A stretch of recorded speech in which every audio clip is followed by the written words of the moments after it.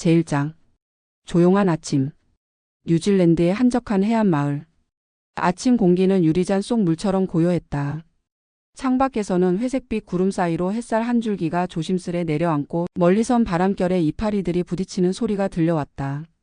한상우는 늘 그렇듯 7시 30분 정각에 일어나 신문을 펼쳤다.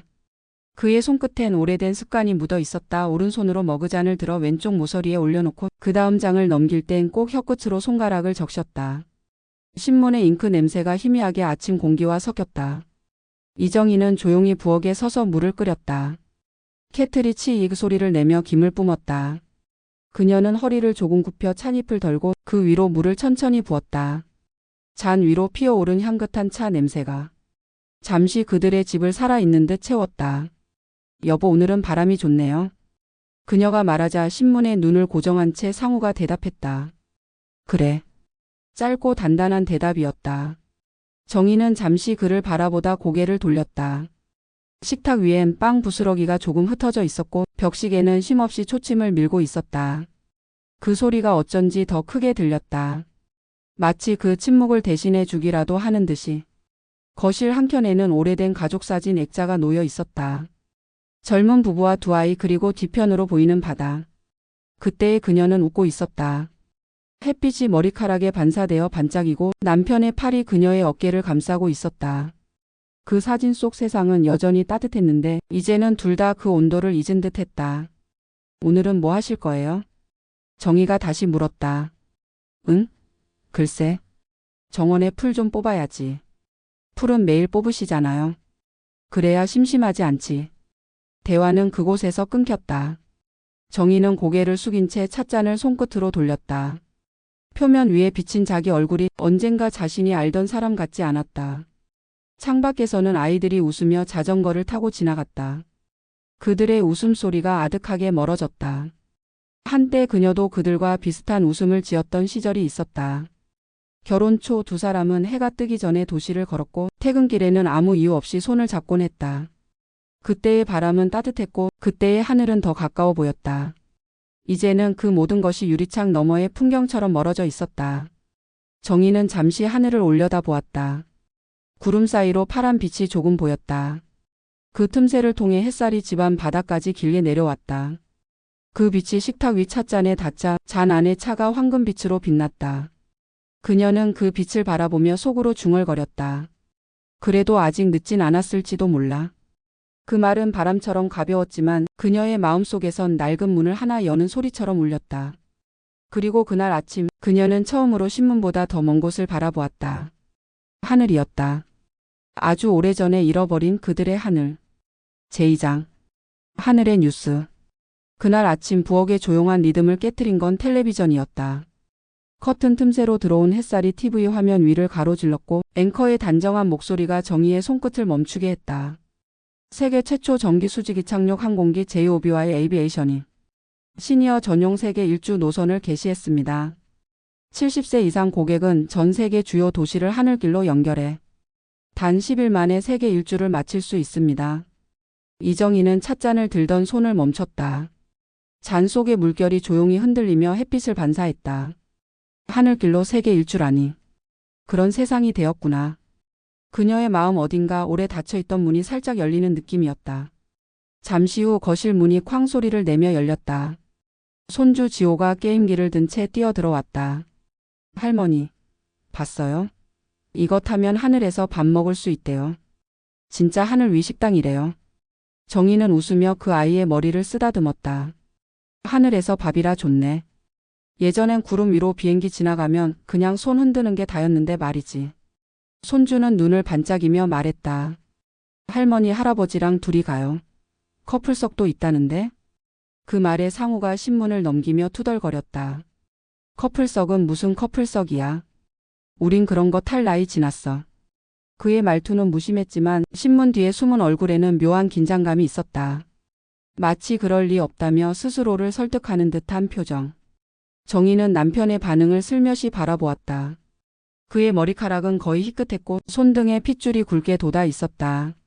세월의 흔적이 분명했지만 그 손으로 여전히 창문을 닫고 손주를 안고 정원을 돌보았다. 그 손이 아직 하늘을 잡을 수 있을 것 같았다. 우린 그런 거 탈 나이는 지났어. 상우는 다시 한번 중얼거렸다. 그러나 정희는 대답하지 않았다. 대신 천천히 의자에서 일어나 창문으로 다가갔다. 밖에는 하늘이 맑았다. 하얀 구름이 낮게 깔리고 멀리 새 두 마리가 나란히 날아가고 있었다. 그녀는 그 장면을 오래 바라보다가 살짝 입가에 미소를 지었다. 나이 참 신기하지요. 그녀가 조용히 중얼거렸다. 몸은 늙는데 마음은 자꾸 젊은 날로 돌아가요. 그녀의 시선은 다시 TV로 향했다. 화면에는 JOBY의 기체가 고요히 떠오르는 장면이 비쳤다. 바람 한 점 없는 하늘, 엔진 대신 전기음이 은은히 울리고 도심을 천천히 가로지르는 작은 기체 안에서 백발의 노부부가 창밖을 바라보며 웃고 있었다. 정희는 숨을 죽였다. 그 부부의 얼굴에서 잠시 자신을 보았다. 젊은 날 남편과 처음 비행기를 탔던 기억이 떠올랐다. 그때도 두려웠지만 설렜다. 바퀴가 땅을 떼는 순간 세상이 작아지고 하늘은 끝없이 열렸다. 그때 느꼈던 가벼움. 그건 단순히 중력이 아닌 마음의 무게가 사라지는 순간이었다. 그녀는 조용히 속삭였다. 하늘 아직도 나를 부르네. 뒤에서 신문이 탁 소리를 내며 접혔다. 상우가 자리에서 일어나며 말했다. 당신 괜히 그런 거 생각하지 마. 이젠 우리 그렇게 멀리 다닐 체력도 없어. 정희는 그의 말에 대꾸하지 않았다. 대신 천천히 찻잔을 들어 향을 맡았다. 따뜻한 차 향 속에서 그녀는 문득 깨달았다. 체력은 줄었지만 꿈은 아직 살아있네. 그녀는 시선을 하늘로 올렸다.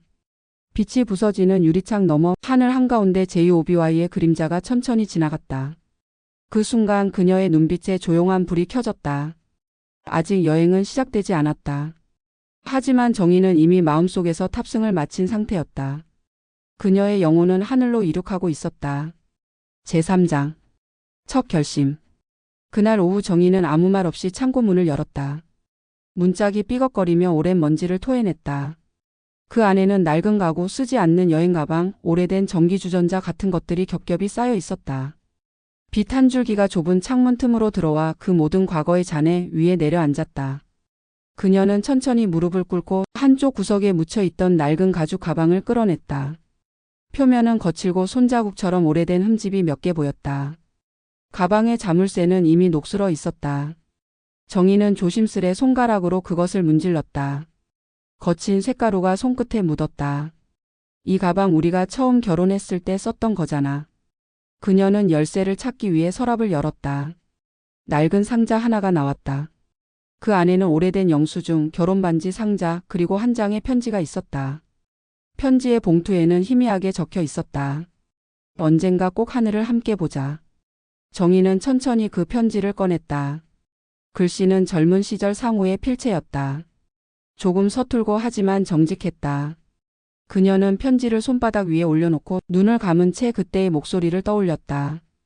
우리 돈 모이면 언젠가 비행기 타고 하늘 보러 가자. 땅 위 말고 구름 위에서. 세상은 꼭 한 번쯤 하늘에서 내려다봐야 한다고 하잖아. 그 말은 그때 단순한 약속이었지만 세월 속에서 희미하게 잊혀졌다. 그 약속이 다시 돌아온 지금 그녀는 편지를 두 손으로 꼭 쥐었다. 이건 우리가 세상 보러 가자고 썼던 편지예요. 뒤에서 들려오는 발자국 소리. 상우가 창고 문에 기대 서 있었다. 그는 한참 동안 아무 말이 없었다. 먼지 낀 가방과 편지 그리고 아내의 표정을 번갈아 바라보았다. 한숨 같기도 미소 같기도 한 소리가 그의 입에서 흘러나왔다. 그땐 시간이 없었지. 정희는 그를 향해 천천히 고개를 들었다. 이젠 시간이 남았잖아요. 그녀의 말은 단순한 제안이 아니라 그동안 하지 못한 삶의 고백이었다. 상우는 그 말을 듣고 눈을 깜빡였다. 마치 그 한 문장이 먼지 쌓인 마음속 스위치를 켠 듯했다. 그날 밤 거실은 유난히 조용했다. 두 사람은 TV도 끄고 각자의 생각 속에 잠겨 있었다. 정희는 여행 가방을 깨끗이 닦고 있었다. 작은 천 조각으로 가죽을 문지르며 이 가방 아직 괜찮네. 튼튼해요. 그녀의 말에 상우는 신문을 접었다. 그는 천천히 자리에서 일어나 컴퓨터 앞에 앉았다. 모니터의 불빛이 그의 얼굴을 비췄다. 손가락이 약간 떨리며 마우스를 움직였다. 화면에는 이런 문구가 떠 있었다. JOBY 에이비에이션 시니어 세계 일주 노선 예약. 그는 잠시 화면을 바라보다 조용히 이름을 입력했다. 탑승자 이름 한상우, 이정희. 커서가 깜빡이는 칸을 지나 확인 버튼 위에서 손가락이 멈췄다. 뒤에서 정희가 다가왔다. 그녀는 남편의 어깨에 손을 올리고 말했다. 이름은 맞게 썼어요? 그럼. 오타 없지. 잘했어요. 그녀는 웃었고 상우는 천천히 클릭했다. 잠시 후 화면에 푸른색 메시지가 떠올랐다. 예약이 완료되었습니다. 당신의 하늘이 준비되었습니다. 두 사람은 말없이 그 문장을 바라보았다. 누구도 큰 소리를 내지 않았지만 둘 다 알았다. 이건 단순한 여행 예약이 아니었다. 그건 세월을 거슬러 다시 살아보려는 약속이었다. 그날 밤 바람이 살짝 창문을 흔들었다. 멀리서 파도 소리가 들려왔다. 정희는 그 소리를 들으며 생각했다. 하늘이 우리를 기다리고 있구나. 제사장. 제2OBY 정거장에서. 이른 아침 공기는 투명할 정도로 맑았다. 햇살은 바닥 유리판에 부딪혀 반짝였고 그 빛이 마치 천천히 움직이는 물결처럼 사람들의 발끝을 스쳤다. 그곳은 공항이 아니었다. 하늘을 향한 정류장. 제2OBY 에이비에이션의 이착륙 포트. 하늘에 떠 있는 투명한 플랫폼이었다. 지상에서 약 60m 높이 도시와 바다가 한눈에 내려다 보였다. 정희는 난간을 붙잡고 아래를 내려다보다가 조심스럽게 숨을 들이켰다. 세상의 공항이 아니라 정말 하늘 위 정류장이네요. 상우는 팔짱을 낀 채 어색하게 주변을 둘러봤다. 이게 다 유리야? 떨어지면 끝장이겠네. 그 말에 안내 로봇이 다가왔다. 매끄러운 흰색 외피에 부드러운 여성 목소리가 흘러나왔다. 한상우, 이정희 고객님. 하늘 여정에 오신 걸 환영합니다. 고객님의 심박수 정상 범위. 긴장이 조금 있으시네요. 정희가 깜짝 놀라며 웃었다. 어머, 제 심장까지 알아요? 네, 고객님의 설렘은 기록 중입니다. 그 말에 상우가 머쓱하게 웃었다. 이런 세상은 내가 상상도 못했네. 정희는 손을 뻗어 유리병 너머를 가리켰다.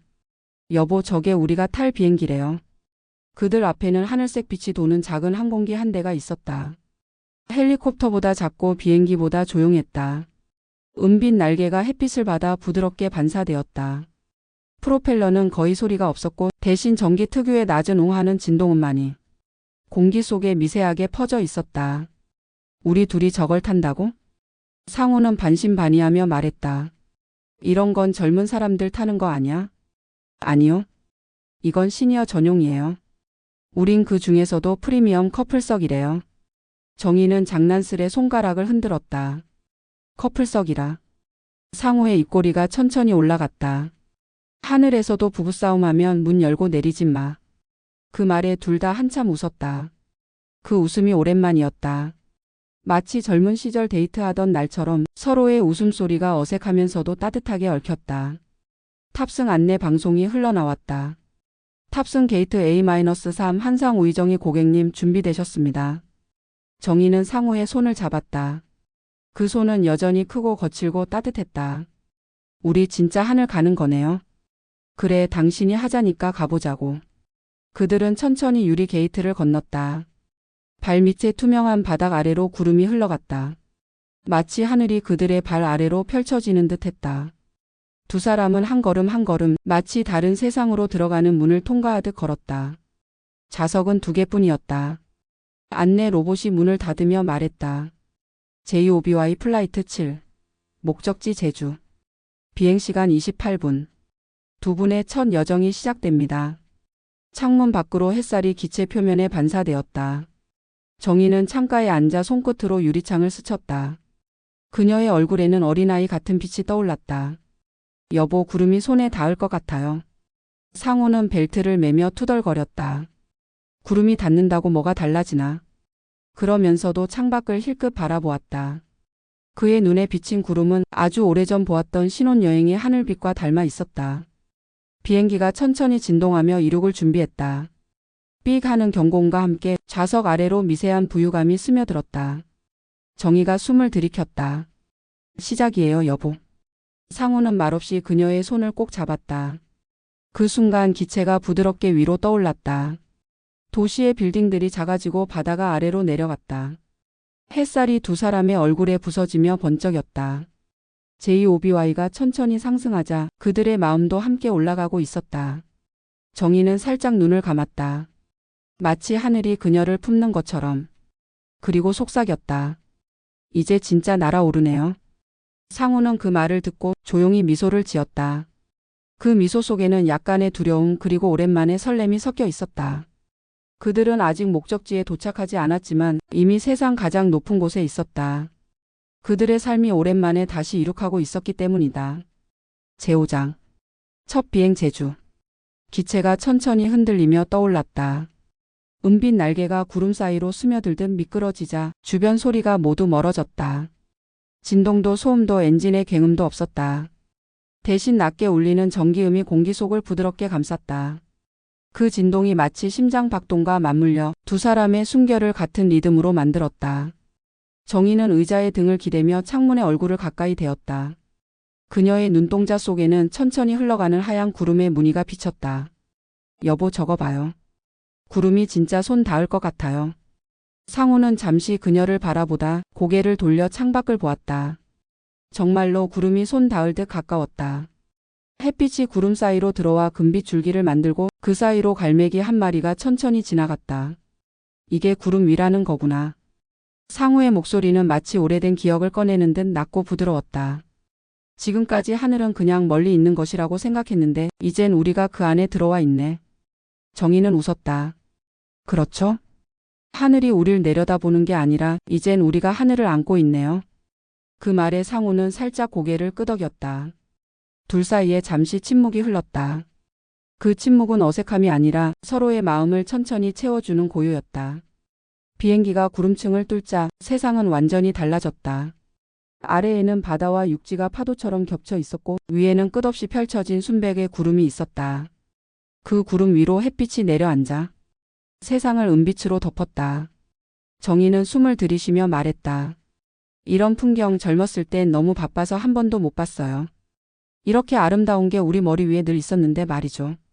상우는 말없이 그녀의 손을 잡았다. 그 손은 따뜻했고 조용히 떨리고 있었다. 그의 눈가에도 햇빛이 비쳤다. 여보. 정희가 그를 바라봤다. 우리 이렇게 나란히 앉아 구름 본 게 몇 년 만이죠? 글쎄 아마 30해는 된 것 같네. 그럼 이제부터는 자주 봐요. 이제 시간 많잖아요. 그 말에 상우는 작게 웃었다. 시간은 많은데 체력이 없지. 괜찮아요. 하늘이 우리 대신 날아주잖아요. 비행기 내부의 조명이 은은히 바뀌었다. 창밖으로 제주 바다가 보이기 시작했다. 푸른 곳과 하얀 해안선 그리고 그 위를 감싸는 따스한 햇살. 정희는 창가를 두드렸다. 저기 봐요. 우리가 처음 신혼여행 갔던 그 바다랑 똑같아요. 응. 그땐 버스 타고 하루 종일 걸렸지. 맞아요. 그 버스 안에서 싸우고 또 화해하고 밤엔 바다 보면서 손잡았잖아요. 정희의 눈가가 조금 젖었다. 그때처럼 다시 잡았네요, 여보 손.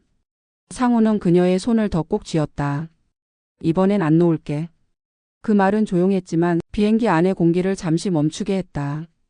잠시 후 안내 음성이 들렸다. 고객님, 곧 제주 JOBY 포트에 도착합니다. 기온은 22도, 바람은 부드럽습니다. 정희는 좌석에서 일어나듯 몸을 살짝 앞으로 기울였다. 하늘에서 내려다본 제주도는 작고 푸르고 평화로웠다. 섬의 끝자락마다 바람이 흰 포마를 일으키며 부서졌다. 그녀는 그 장면을 눈에 담듯 오래 바라봤다. 이게 우리가 찾던 세상일지도 몰라. 착륙 순간 비행기는 거의 소리 없이 부드럽게 내려앉았다. 진동 하나 없이 마치 구름 위에 내리는 것처럼. 문이 열리자 제주 바람이 실내로 스며들었다. 바다의 냄새, 풀의 향기 그리고 햇살의 온도.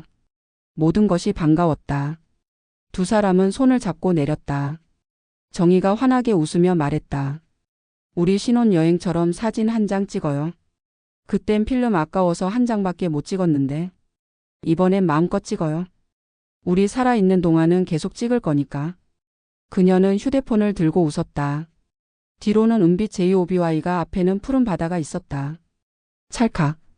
그 순간에 빛이 두 사람을 감쌌다. 그리고 그 빛은 오래전 흑백 사진 위에 덧칠되듯 새로운 추억이 되었다. 그날 저녁 호텔 발코니에서 둘은 나란히 앉아 바다를 바라봤다. 바람은 따뜻했고 파도 소리는 느렸다. 정희가 중얼거렸다. 이 하늘 밑에 우리가 다시 있다는 게 참 감사하네요. 상우가 조용히 고개를 끄덕였다. 그래.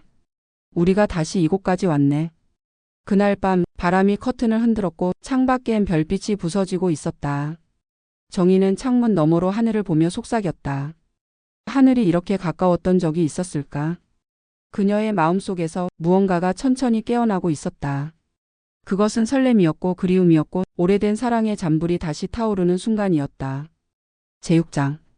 일본 교토의 추억. 비가 내렸다. 잔잔하지만 끊임없이 떨어지는 봄비였다. 공기에는 젖은 대나무 냄새와 차분한 흙 냄새가 섞여 있었다. 교토의 거리는 늘 그렇듯 고요했고 돌길 위로 떨어진 빗방울들이 마치 시간을 되감는 시계 초침처럼 톡톡톡 하고 귓가를 두드렸다. 정희는 우산을 들고 천천히 걸었다. 길 양쪽으로 붉은 등롱들이 줄지어 있었다. 등불은 비에 젖어 흐릿했고 그 불빛이 그녀의 얼굴에 잔잔히 묻어났다. 여보, 여기 이 골목 기억나세요? 상우는 우산을 한 손에 들고 다른 손으로 그녀의 어깨를 감싸며 말했다. 기억할 리가 있나? 우린 여길 그땐 못 왔잖아. 정희가 고개를 끄덕였다. 그래요. 신혼 때 일본 한번 가보자고 했었죠. 돈이랑 시간 둘 다 없어서 포기했지만 그녀는 웃으며 가방을 열었다. 그리고 조심스럽게 흑백 사진 한 장을 꺼냈다. 사진 속에는 젊은 두 사람이 있었다. 둘 다 수줍게 웃고 있었다. 뒤에는 바다와 희미한 구름 한 줄기. 정희는 손끝으로 사진을 어루만지며 말했다. 이 사진 그때 우리 첫 신혼여행 때 찍은 거예요. 언젠가 교토에 꼭 가자고 약속했던 바로 그날. 상우가 사진을 들여다봤다. 흑백의 종이 속에 담긴 젊은 자신을 오랜만에 본다.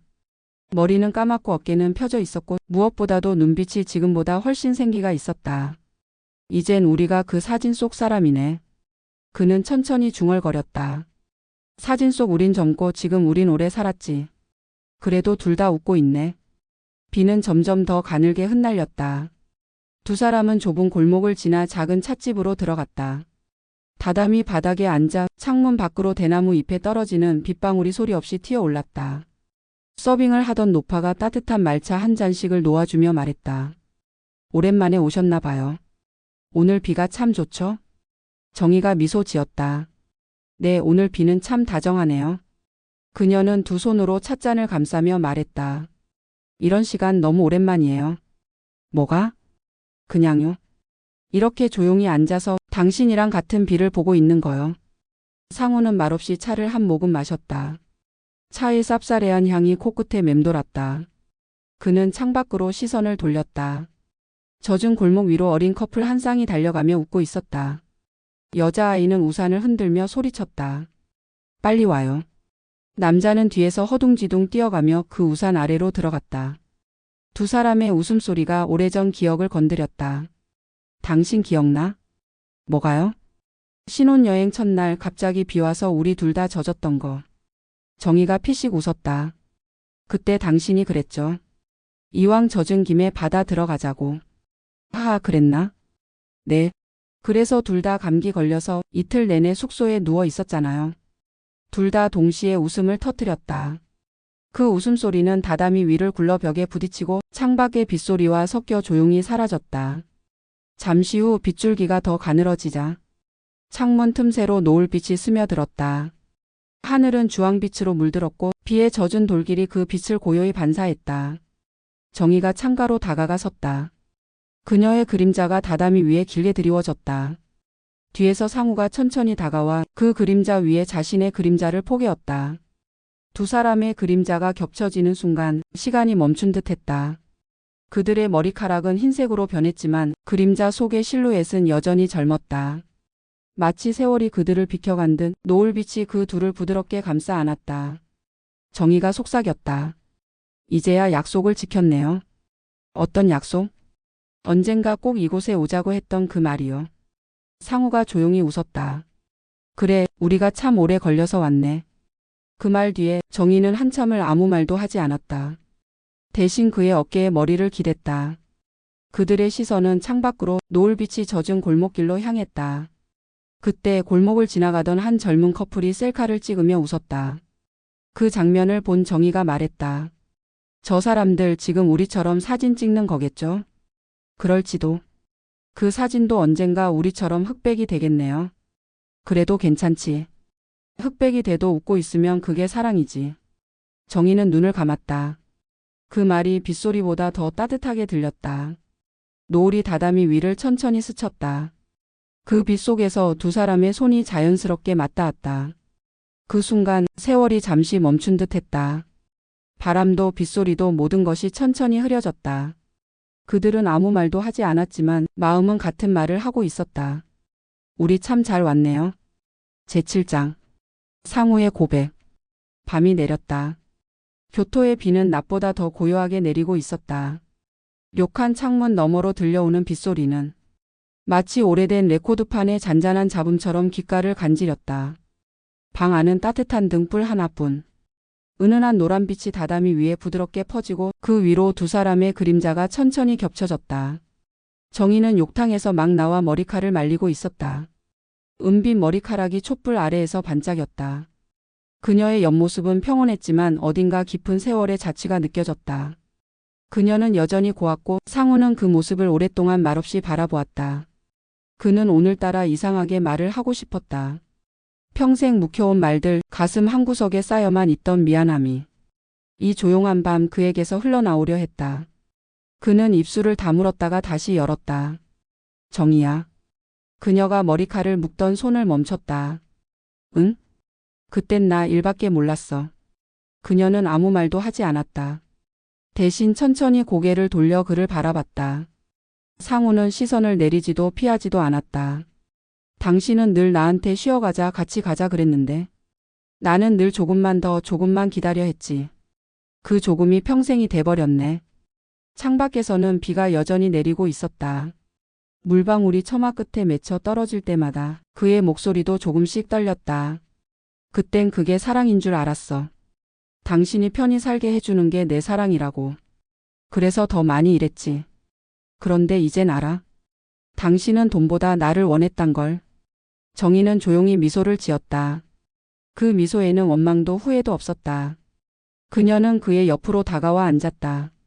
손에 들고 있던 수건을 내려놓으며 말했다. 그 일 덕분에 우리 자식들이 있잖아요. 그 애들이 공부하고 시집가고 손주도 태어나고. 다 당신 덕분이에요. 그녀는 잠시 멈추더니 부드럽게 말을 이었다. 이젠 그 미안함으로 나랑 놀면 돼요. 그 말에 상우는 잠시 고개를 떨궜다. 놀다니 나 아직도 그게 서툴러. 정희가 살짝 웃었다. 괜찮아요. 하늘 타는 것도 서툴렀잖아요. 근데 잘하셨잖아요.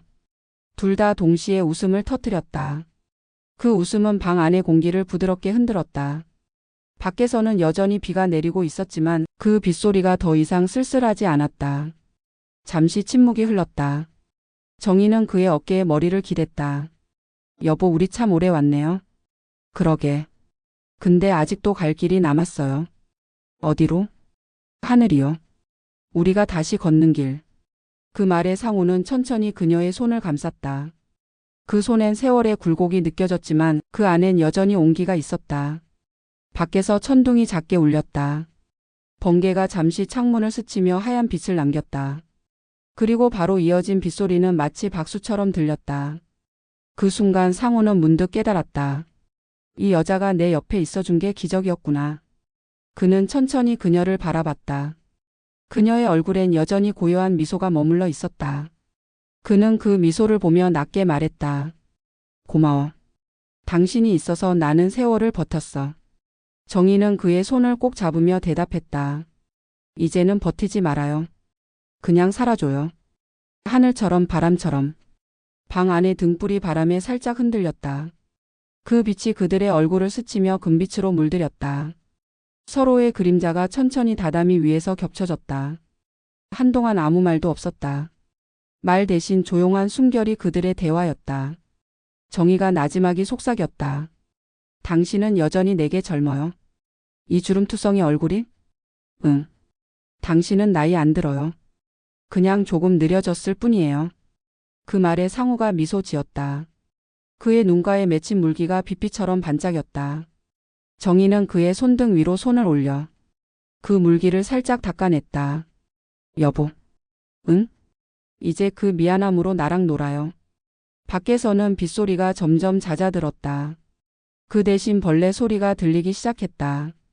밤이 깊어가고 있었다. 두 사람은 촛불이 다 탈 때까지 아무 말 없이 그 자리에 앉아 있었다. 빛이 천천히 꺼지고 어둠이 방 안을 채웠을 때 그들의 손은 여전히 서로를 꼭 잡고 있었다. 그리고 그 손 사이로 한 남자의 오랜 후회와 한 여자의 오래된 용서가 천천히 녹아들고 있었다. 늦은 화해는 오히려 더 따뜻했다. 마치 오래된 찻잔에 남은 마지막 한 모금처럼 쓴맛이 사라지고 달콤함만 남은 밤이었다. 제8장 하늘 위의 싸움. 비행기는 구름 위를 천천히 미끄러지듯 날고 있었다. 이번 목적지는 우크라이나 리비우. 장거리 비행이라 두 사람은 나란히 앉아 따뜻한 녹차를 마시며 창밖을 보고 있었다. 창문 너머엔 끝이 없는 흰 구름, 그 사이로 햇살이 부드럽게 퍼져 있었다. 처음엔 고요했다. 둘 다 말이 없었다. 상우는 책을 읽고 있었고 정희는 작은 약통을 손에 들고 있었다. 그러다가 아주 사소한 순간이 찾아왔다. 정희가 약통을 들여다보다가 눈을 가늘게 뜨며 말했다. 여보. 응? 이거 아까 먹었어요? 먹었지. 이건 어제 약이에요. 아니야, 오늘 거야. 오늘 건 파란색이에요. 색깔이 왜 이렇게 헷갈려? 다 똑같이 생겼구만. 정희는 깊은 한숨을 쉬었다. 그래서 내가 미리 챙겨놨잖아요. 그럼 당신이 줬으면 됐지. 왜 나한테 맡겨놓고 잊었다고 뭐라 그래? 내가 잊은 게 아니라 당신이. 그녀의 말이 끝나기도 전에 상우는 고개를 돌려 창밖을 바라봤다. 됐어. 약 한 번 빼먹는다고 죽진 않아. 정희는 입을 다물었다. 잠시 정적. 그 정적은 무겁지 않았지만 기내의 공기가 아주 조금 차가워졌다. 멀리 엔진의 낮은 진동음만이 일정한 간격으로 들려왔다. 그녀는 조용히 창가 쪽으로 몸을 돌렸다. 구름이 천천히 아래로 흘러가고 있었다. 그 구름 위로 비행기의 그림자가 따라붙었다. 그림자가 구름을 스치며 부서질 때마다 마치 두 사람의 대화도 조금씩 부서져 내려가는 것 같았다. 그녀는 창문에 이마를 살짝 기댔다. 그리고 낮게 중얼거렸다. 그래도, 응? 이렇게 싸울 수 있는 게 참 좋아요. 그 말에 상우가 잠시 멈칫했다. 그는 책을 덮고 그녀를 바라봤다. 정희는 여전히 창밖을 보며 손끝으로 유리창에 김을 문질러 둥근 원을 그렸다. 옛날엔 싸울 시간도 없었잖아요.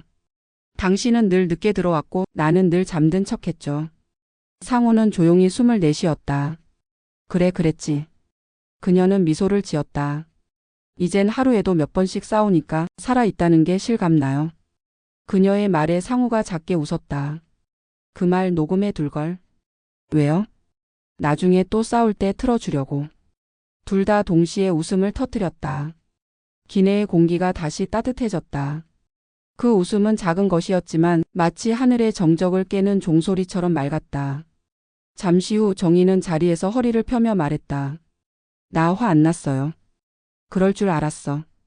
대신 오늘 저녁은 내가 고를게요. 그럼 나도 조건 있어.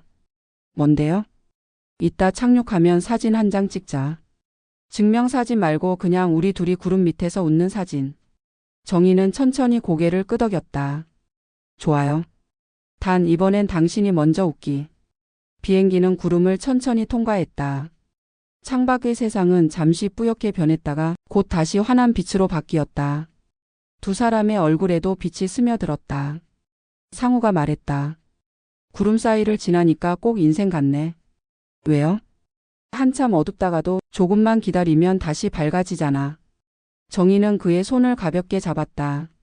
그 말 내가 녹음해 둘걸. 상우는 웃었다. 이젠 당신이 다 받아치네. 기체는 미세하게 흔들렸다. 두 사람의 어깨가 맞닿았다. 그들은 더 이상 말을 하지 않았다. 창밖엔 여전히 하얀 구름이 끝없이 펼쳐져 있었다. 그리고 그 구름 위로 비행기의 그림자가 다시 조용히 따라가고 있었다. 정희는 그 그림자를 보며 속삭였다.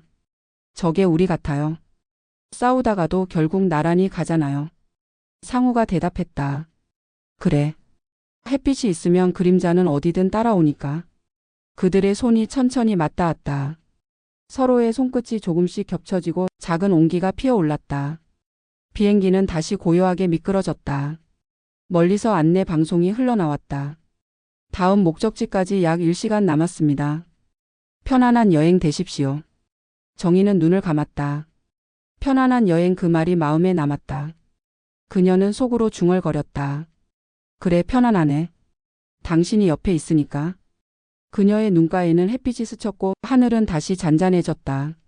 싸움은 끝났지만 그 짧은 다툼은 오히려 그들의 사랑이 여전히 살아있음을 증명하는 가장 다정한 신호였다. 제9장 우크라이나 리비우 평화의 하늘. 비행기가 천천히 고도를 낮추고 있었다. 창밖 아래로 우크라이나의 땅이 펼쳐졌다. 짙은 초록과 갈색이 섞인 들판, 그 사이로 회색빛 도시가 조용히 자리 잡고 있었다. 정희는 유리창에 얼굴을 가까이 댔다. 저게 리비우래요. 그녀의 목소리는 설렘과 경건함이 섞인 듯했다. 상우는 천천히 고개를 끄덕이며 창밖을 바라봤다. 그들이 타고 있는 JOBY는 전쟁이 한때 지나간 하늘을 가로지르고 있었다. 지상에는 아직도 곳곳에 상처가 남아 있었다. 붉은 벽돌 건물의 일부는 검게 그을려 있었고 도로 옆에는 반쯤 무너진 교량이 마치 오래된 흉터처럼 자리하고 있었다. 하지만 그 상처 사이사이로 새로 피어난 녹색 잎들이 자라나고 있었다. 학교 운동장에는 공을 차는 아이들이 보였다. 그들의 웃음소리가 창문을 넘어 들려오는 듯했다. 여보, 정희가 말했다. 저 아이들 봐요. 저 아이들도 하늘을 꿈꾸겠죠? 상우는 한참을 말없이 아이들을 바라보다가 조용히 대답했다. 그럴 거야. 하늘은 누구에게나 공평하잖아. 우린 지금 그 꿈 위를 나는 거야. 정희는 그 말을 곱씹듯 천천히 되뇌었다. 그 꿈 위를 난다. 그녀의 눈가에 빛이 번졌다. 그때 아래에서 작은 움직임이 보였다. 교회 앞마당에서 한 무리의 아이들이 손을 흔들고 있었다. JOBY가 지나가자 그들은 두 팔을 높이 들어 안녕 하는 표정을 지었다. 정희는 본능적으로 손을 들었다. 창밖을 향해 조용히 흔들었다. 그녀의 얼굴엔 웃음이 번졌고 눈가에는 눈물이 고였다. 여보, 저 애들이 우리 본 것 같아요. 그럼 됐네. 뭐가요? 이 하늘이 다시 안전하다는 걸 그 아이들이 느낀 거잖아. 잠시 두 사람은 아무 말도 하지 않았다. 비행기 안에는 엔진의 부드러운 진동음만 흐르고 있었다. 하늘은 깊고 고요했다. JOBY는 리비우 시내 상공을 천천히 돌았다. 회복된 성당의 지붕이 보였다. 그 지붕은 새로 칠한 듯 반짝였고 금빛 십자가가 햇빛을 받아 눈부시게 빛났다. 정희는 그 빛을 한참 바라보다가 속삭였다. 저 지붕 새로 만든 거래요. 폭격에 무너졌던 걸 사람들이 직접 다시 세웠대요. 상우가 고개를 끄덕였다. 하늘을 잃지 않으려면 사람이 먼저 무릎을 세워야 하나 봐. 그의 목소리는 낮고 따뜻했다. 비행기는 성당 위를 천천히 지나갔다. 아래에서 울리는 종소리가 희미하게 들려왔다. 댕댕.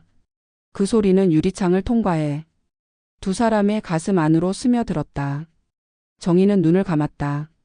그리고 손을 내밀어 상우의 손을 꼭 잡았다. 두 사람의 손 위로 햇빛이 부서졌다. 이렇게 조용한 세상 참 오랜만이에요. 그래. 이 하늘이 우리에게 말하는 것 같아. 뭐라고요? 이제 괜찮다고. 이제 다시 살아도 된다고. 그녀는 눈을 감은 채 고개를 끄덕였다. 창밖에 구름이 흘러가며 성당 지붕의 십자가를 잠시 가렸다가 다시 빛으로 드러냈다. 그 순간 세상은 조용했고 평화로웠다. 총성도 사이렌도 고함도 없었다. 대신 새들의 날갯짓 소리와 하늘을 가르는 바람의 숨소리만 있었다. 비행기 안의 공기가 유난히 따뜻해졌다. 정희는 그 온기 속에서 중얼거렸다. 하늘이 이렇게 고요한데 왜 우린 평생 그렇게 바쁘게 살았을까요? 상우가 대답했다. 그땐 이 하늘을 못 봤으니까. 이제야 보이네. 그들은 눈을 감았다. 손끝을 통해 서로의 맥박이 느껴졌다. 그 작은 리듬이 마치 세상의 숨결 같았다. 비행기는 다시 구름 위로 상승했다. 창밖으로는 끝없는 하늘과 햇살, 그리고 멀리 다시 웃고 있는 아이들의 작은 모습. 그 순간 정희는 속으로 기도했다. 주님, 이 하늘이 저 아이들의 평화가 되게 해주세요. 비행기는 더 높이 올라갔다. 하늘이 다시 맑아졌고 두 사람의 손은 여전히 서로를 잡고 있었다. 그리고 그들은 알았다.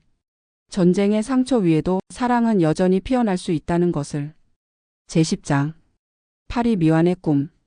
하늘은 유난히 맑았다. 제2오비와이는 센강을 따라 천천히 내려왔다. 비행기 창문 너머로 파리의 옥색 지붕들이 끝없이 이어졌다. 에펠탑이 작게 보였고 강 위에는 하얀 보트들이 줄지어 흘러가고 있었다. 햇살은 따뜻했고 공기는 부드러웠다. 그들은 마침내 파리에 도착했다. 루브르 박물관 앞 광장. 유리 피라미드가 햇빛을 받아 눈부시게 반짝였다. 사람들은 사진을 찍고 웃고 휴대폰을 들고 포즈를 취했다. 그 복잡한 인파 속에서 정의는 한참을 서 있었다.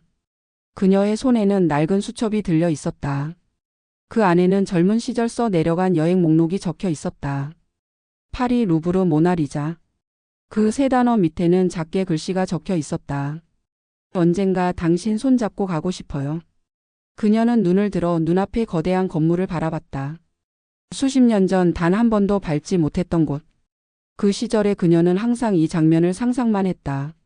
아이들을 재우고 설거지를 마치고 늦은 밤 TV 속 다큐멘터리를 보며 언젠가 저 그림 앞에 서고 싶다고 생각하던 그 시간들. 그 꿈이 지금 현실이 되어 있었다. 박물관 안은 조용했다. 두 사람은 천천히 걸었다. 고대 조각상들이 늘어선 복도, 그림들이 줄지어 걸린 벽. 정의의 걸음이 점점 느려졌다. 그녀는 한 그림 앞에 멈춰 섰다. 모나리자.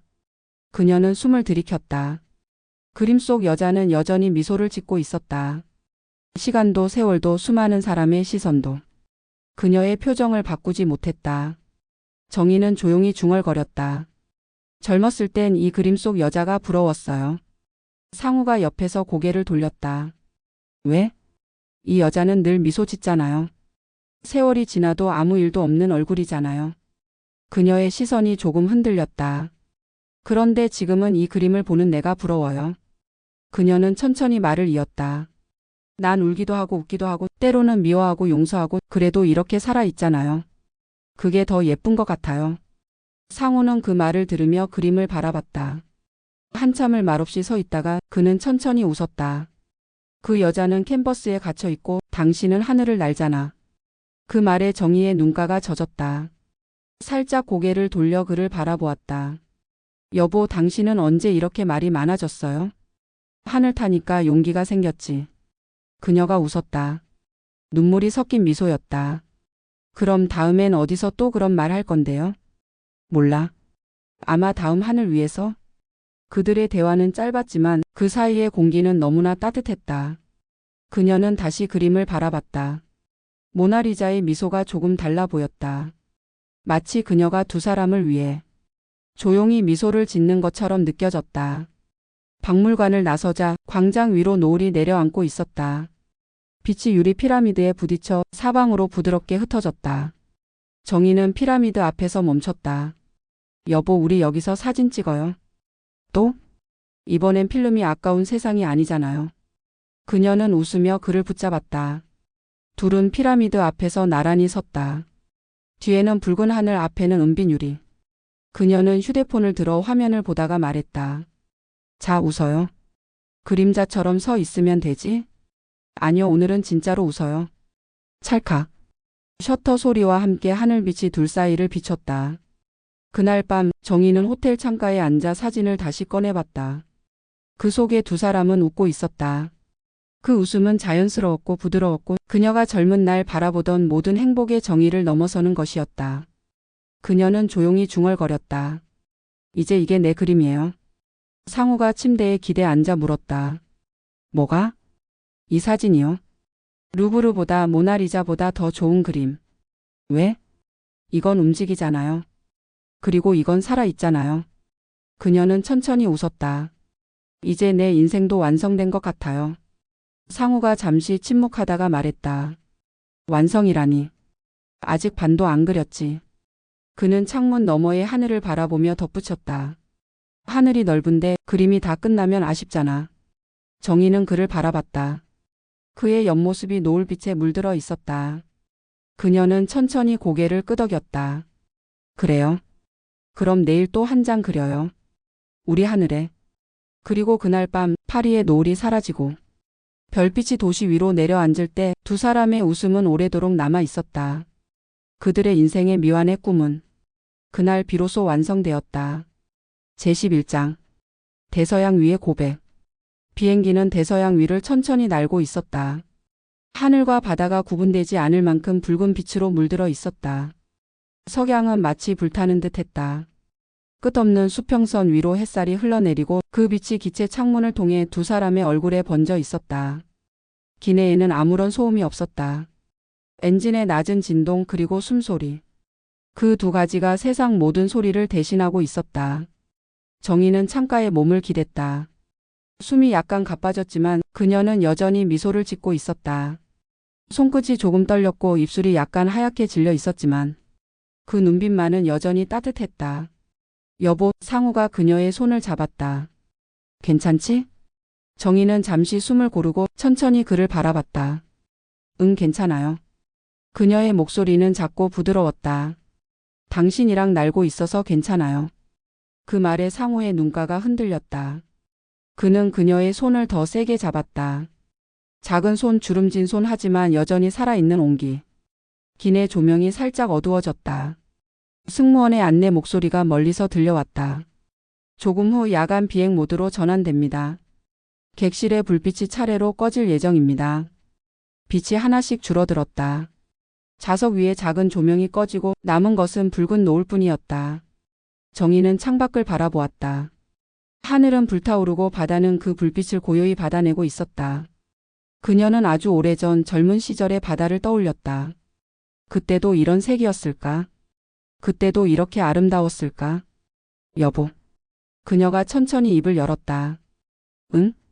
혹시라도 나 먼저 가면. 그녀는 숨을 고르며 말을 이었다. 하늘에서 기다릴게요. 그 한마디가 공기 중에 오래 머물렀다. 상우는 아무 말도 하지 못했다. 그저 그녀의 손을 더 세게 쥐었다. 그런 소리 하지 마. 그의 목소리는 낮았지만 떨리고 있었다. 우리 아직 갈 데 많잖아.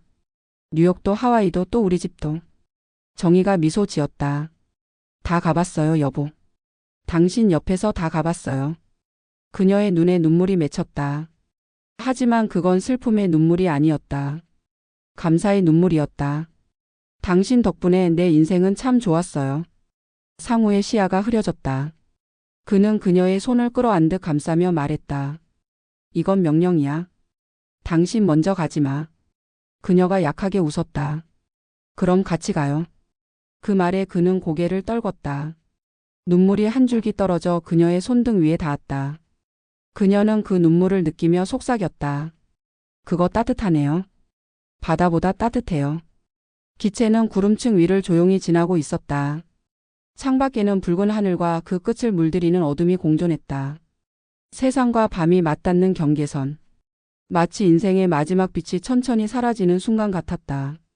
정희는 고개를 살짝 기대며 속삭였다. 이 하늘 참 고요하네요. 응. 이런 고요함이 천국의 소리일지도 모르겠어요. 그녀는 눈을 감았다. 손끝이 조금 차가워졌지만 표정은 여전히 편안했다. 상우는 한동안 아무 말도 하지 않았다. 그는 그녀의 손을 이마에 대며 조용히 기도했다. 이 하늘에서 우리를 지켜주세요. 아직 같이 있고 싶습니다. 그의 기도가 끝날 무렵 비행기 안의 불빛이 완전히 꺼졌다. 주변은 고요했다. 창밖에는 붉은 노을의 장광만 남아 있었다. 두 사람은 아무 말 없이 손을 잡은 채 그 노을을 바라봤다. 어느새 붉은 빛은 서서히 사라지고 남은 건 푸른 어둠이었다. 그러나 그 어둠 속에서도 두 사람의 손은 여전히 따뜻했다. 상우가 조용히 속삭였다. 당신 이 하늘 기억해요. 정희는 약한 목소리로 대답했다. 기억할게요. 그녀의 미소가 천천히 퍼졌다. 하늘은 이제 완전히 어둡고 별 하나가 구름 사이에서 반짝였다. 비행기의 불빛이 꺼진 어둠 속에서도 그 별빛은 마치 그녀의 눈처럼 작게 그러나 확실하게 빛나고 있었다. 제12장 회복 하와이의 아침. 파도 소리가 들렸다. 부드럽고 규칙적인 리듬 마치 누군가의 심장 박동처럼. 어디선가 바람이 흘러와 커튼을 흔들었고 커튼 사이로 아침 햇살이 병실 안으로 스며들었다. 그 빛은 따뜻했고 눈부시게 맑았다. 하얀 병실. 기계의 작은 불빛이 깜빡이고 산소기의 일정한 소리가 공간을 채우고 있었다. 한상우는 의자에 앉아 있었다. 그의 손에는 정희의 손이 있었다. 그 손은 여전히 따뜻했지만 며칠 동안 한 번도 움직이지 않았다. 그는 밤새 잠을 이루지 못했다. 비행기에서의 마지막 기억이 여전히 생생했다. 붉게 물든 대서양의 노을, 그녀의 마지막 미소, 그리고 점점 느려지던 숨결. 비행기가 긴급 착륙했을 때 그는 세상이 멈춘 줄 알았다. 하와이의 따뜻한 공기 속에서도 그의 심장은 얼음처럼 차가웠다. 그런데 그날 아침, 그녀의 손끝이 아주 미세하게 움직였다. 그는 꿈인 줄 알았다. 하지만 그 손이 다시 한번 분명히 떨렸다. 정희. 그의 목소리는 떨리고 있었다. 그녀의 눈꺼풀이 천천히 떨리더니 햇빛이 닿는 순간 그녀가 눈을 떴다. 그녀의 시야가 조금 흐릿했지만 가장 먼저 보인 건 창문 너머의 하늘이었다. 하와이의 아침 하늘. 끝없이 푸르고 새소리가 맑게 울려 퍼지고 있었다. 그녀는 한참 동안 그 하늘을 바라보다가 천천히 입을 열었다. 여보, 하늘이 참 예쁘네요. 그 한마디에 상우의 눈가가 젖었다. 그는 의자에서 몸을 숙여 그녀의 손을 꼭 잡았다. 그 손이 따뜻했다. 살아 있었다. 그는 웃으며 대답했다. 그래. 아직 우린 착륙 안 했어. 정희는 미소를 지었다. 그 웃음은 약했지만 그 안에는 생명이 있었다. 햇살이 그녀의 볼을 스쳤다. 그 빛 속에서 그녀의 눈동자는 다시 투명하게 빛났다. 꿈 같아요. 이게 현실이야. 하늘에서 깨어난 기분이에요. 응. 하늘이 널 다시 내려줬나 봐. 그녀가 작게 웃었다. 당신은 늘 말이 많아요. 당신이 그랬잖아. 하늘 타니까 용기가 생긴다고. 두 사람은 한참 동안 웃었다. 그 웃음소리가 병실 벽을 부드럽게 울렸다. 간호사가 조용히 들어와 미소를 지었다. 기적이에요. 의사 선생님도 놀라셨어요. 상우는 고개를 숙였다. 기적이라기보다 그냥 아직 비행 중인 거죠. 정희가 창문을 바라봤다. 바깥에는 코발트빛 바다와 하얀 파도가 해안선을 따라 부서지고 있었다. 야자수 잎 사이로 새들이 날았다. 그녀는 그 광경을 천천히 눈에 담았다. 여보. 응? 이제 하늘을 보면 겁이 안 나요. 왜? 하늘은 무섭지 않아요. 당신이 거기서 내 손을 잡아줬으니까. 상우는 그 말에 아무 대답도 하지 못했다. 대신 그녀의 손등에 입을 맞췄다. 그녀는 조용히 웃었다. 그 웃음 속에는 고마움, 사랑, 그리고 돌아옴이 있었다. 이제 우리 집에 가요. 그래. 하늘 말고 땅 위에 있는 집이요. 좋지. 그는 그녀의 머리칼을 쓸어내렸다. 근데 당신 하늘이 그리울걸? 정희는 눈을 감으며 대답했다. 응, 그래도 이제 하늘은 내 안에 있으니까 괜찮아요. 햇살이 병실 안을 가득 채웠다. 바다의 냄새가 바람을 타고 들어왔다. 멀리서 파도 소리가 들려왔다. 그녀는 눈을 감은 채 그 파도 소리를 들으며 속삭였다. 착륙 참 부드럽네요. 상우가 웃었다. 그래. 조종사 덕분이지. 아니요. 하늘이 우릴 살살 내려준 거예요. 그녀는 다시 눈을 떴다. 창문 밖 햇빛이 쏟아지고 있었다. 그 빛 속에서 그녀의 미소는 마치 처음처럼 맑았다. 그 웃음엔 감사와 생명 그리고 하늘이 함께 있었다. 제13장. 귀국 비행 무지개 아래. 새벽의 하늘은 유난히 맑았다. JOBY는 태평양을 건너 뉴질랜드로 향하고 있었다. 기체 아래로 끝없는 바다가 펼쳐지고 그 위로 아침 햇살이 부드럽게 번져나갔다. 하늘은 점점 푸르러지고 그 푸름 위에 얇은 구름이 한 줄 흘렀다. 정희는 창가에 앉아 있었다. 머리맡에는 작은 담요가 놓여 있었고 그녀의 손등에는 여전히 병원의 하얀 흔적이 남아 있었다. 하지만 그 손끝은 활기를 되찾고 있었다. 그녀는 고개를 들어 유리창에 얼굴을 가까이 했다. 여보, 저기 봐요. 상우가 몸을 기울여 창밖을 바라봤다. 그 순간 하늘 위로 한 줄기 무지개가 피어올랐다. 빗방울 하나 없는 하늘이었지만 태양과 구름 사이에서 만들어진 빛의 다리가 그들의 비행기와 나란히 이어지고 있었다. 무지개는 길었다. 마치 두 대륙 사이를 잇는 세월과 시간의 경계를 넘어서는 달이 같았다.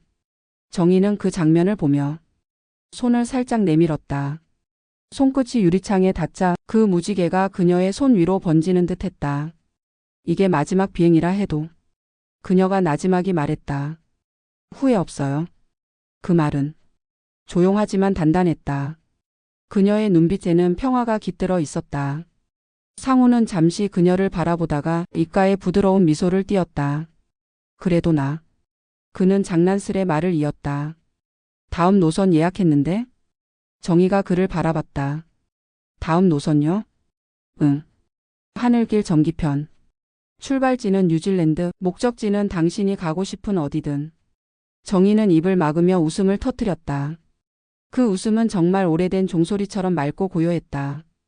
그녀가 웃자 기내 공기가 따뜻해졌다. 햇살이 유리창을 통해 들어와 두 사람의 얼굴을 감쌌다. 당신은 여전히 장난꾸러기네요. 당신은 여전히 웃을 때 제일 예뻐.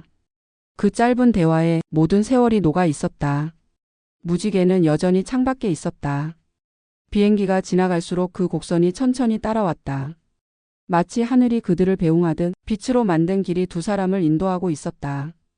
정희가 창밖을 바라보며 말했다. 여보, 저 무지개 끝이 어딜까요? 아마 우리 집일걸. 우리 집? 그래. 무지개는 항상 마음이 향하는 곳에 뜨니까. 그녀는 잠시 침묵하다가 고개를 끄덕였다. 그럼 우리 집에 가야겠네요. 응. 이제 진짜 착륙해야지. 비행기 내부에 잔잔한 음악이 흘렀다. 피아노와 현악이 어우러진 아주 느린 선율. 두 사람은 말없이 그 음악을 들었다. 기체는 천천히 구름 아래로 내려갔다. 창문 너머로 뉴질랜드의 초록빛 땅이 보이기 시작했다. 들판 위에 양떼들이 점처럼 흩어져 있었고 멀리 산맥 위로 햇빛이 쏟아지고 있었다. 그 순간 무지개가 마지막으로 더 짙게 빛났다. 빛의 끝이 마치 그들의 고향을 향하는 듯 했다. 정희는 창문에 손을 대며 속삭였다. 하늘이 우리한테 인사하네요. 상우가 웃었다. 우리가 하늘한테 먼저 인사했으니까. 비행기는 부드럽게 하강했다. 진동 하나 없는 착륙. 그 순간 기내에 부드러운 박수 소리가 울려 퍼졌다. 정희는 눈을 감고 속삭였다. 정말 고마운 여행이었어요. 상우가 그녀의 손을 꼭 잡았다. 이제부터는 우리 둘만의 하늘에서 계속 날자. 그녀는 고개를 끄덕였다. 그래요. 이제 하늘은 우리 집이니까. 창밖의 무지개는 서서히 사라지고 그 자리에 맑은 햇살만 남았다. 그 햇살이 두 사람의 얼굴을 스치며 조용히 속삭이는 듯했다. 환영합니다. 당신들의 착륙을. 정희는 눈을 감았다. 그의 어깨에 머리를 기댄 채 그녀의 미소가 부드럽게 번졌다. 하늘은 그 웃음소리를 받아 빛으로 화답하듯 마지막 무지개를 피어 올렸다. 그 무지개는 잠시 하늘을 물들였다가 서서히 사라졌다. 그러나 그 빛은 그들의 마음속에서는 결코 사라지지 않았다. 제14장. 집으로 돌아온 하늘. 햇살이 부엌 창문을 스쳤다. 뉴질랜드의 아침 공기는 여전히 차가웠지만 그 안엔 오래된 집이 따뜻한 냄새가 배어 있었다. 커피향, 빵 굽는 냄새, 그리고 창문을 스치는 부드러운 바람. 그 모든 것이 마치 환영해요라고 속삭이는 듯했다. 거실 벽에는 커다란 세계 지도가 붙어 있었다. 그 위에는 12개의 빨간 핀이 꽂혀 있었다. 도쿄, 제주, 베이징, 리뷰, 7일, 파리, 뉴욕, 하와이. 그리고 마지막으로 뉴질랜드.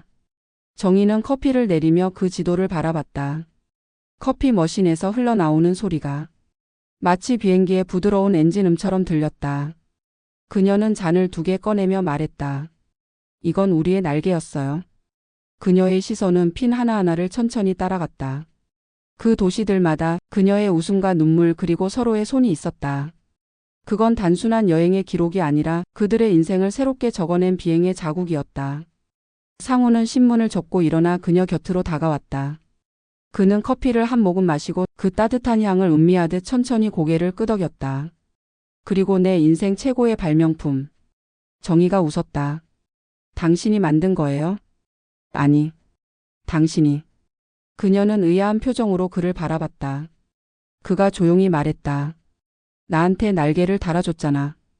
당신이 없었으면 나는 평생 땅만 봤을 거야. 그녀의 눈가에 부드러운 미소가 번졌다. 그럼 이제 우리 하늘은 여기예요. 응. 이제는 이 집이 활주로 오네. 두 사람은 함께 웃었다. 그 웃음소리는 조용했지만 집 안의 공기를 한층 더 따뜻하게 만들었다. 정희는 커피잔을 두 손으로 감쌌다. 잔에서 피어오르는 김이 천천히 올라가며 부엌의 유리창에 흐릿한 무늬를 남겼다. 그녀는 그 김을 손가락으로 스르르 그리며 말했다. 이제 하늘을 그리면 그건 바깥이 아니라 안쪽에 생기는 거예요. 상우는 고개를 끄덕였다. 그래. 하늘은 이제 우리 안에 있지. 잠시 정적이 흘렀다. 둘 다 말없이 벽에 지도를 바라봤다. 지도 위에 핀들이 아침빛을 받아 반짝였다. 그건 마치 하늘에 떠 있는 별처럼 보였다.